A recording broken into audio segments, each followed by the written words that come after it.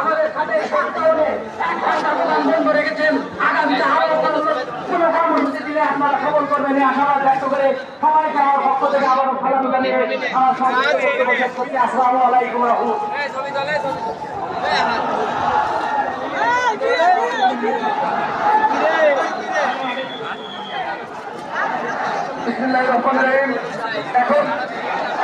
এখন আপনাদের মাঝে সংক্ষিপ্ত কথা জানবে মোহাম্মদ সিরাজুল ইসলাম।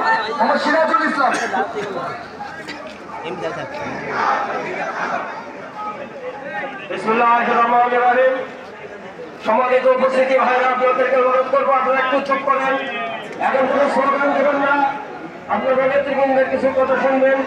প্রিয় ভাই বোন, আজকে ৭৭ বছর ধরে গাজা প্যালেস্টাইনের মুসলমানরা অকথ্য নির্যাতনের শিকার হয়েছে।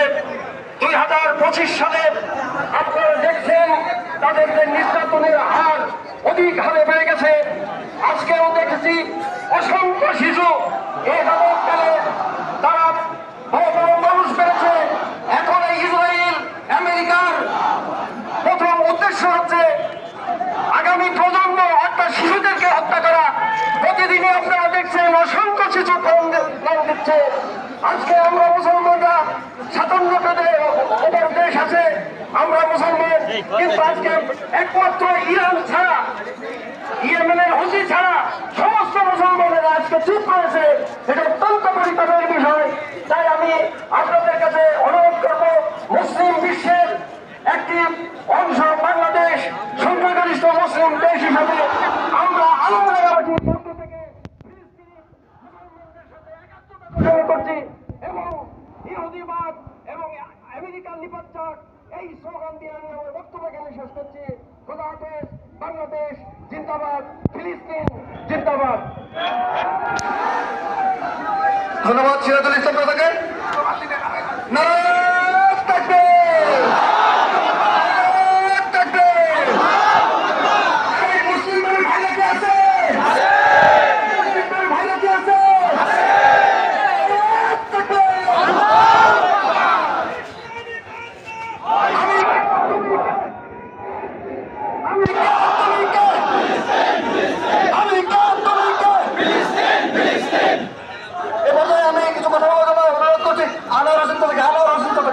সংক্ষিপ্ত বক্তব্য রাখার অনুরোধ করছি।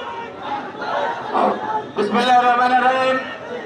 সম্মানিত ভাইরা আমার, আজকে আলমডাঙ্গা সহ সারা বাংলাদেশ এবং পৃথিবীব্যাপী ফিলিস্তিনের উপরে যে নির্মম হত্যাযজ্ঞ হচ্ছে তারই প্রতিবাদে আজকে আলমডাঙ্গায় সমস্ত যুব সমাজ, সমস্ত ব্যবসায়ী, সমস্ত রাজনৈতিক দলের নেতৃবৃন্দ আজকে যে বিক্ষোভ প্রদর্শন করেছেন এটা একটা ইতিহাস হয়ে থাকবে।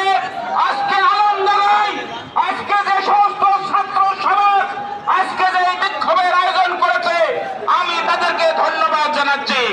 সংগ্রামী ভাইয়েরা আমার, আপনারা দেখেছেন ইসরায়েল ফিলিস্তিনের উপরে যে নির্মমভাবে হত্যাযজ্ঞ চালাচ্ছে সেটা দেখার মতো নয়।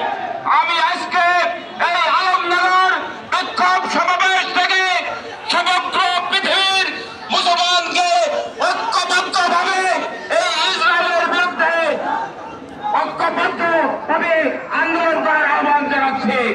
আজকে আলমডাঙ্গার ব্যবসায়ী সমাজ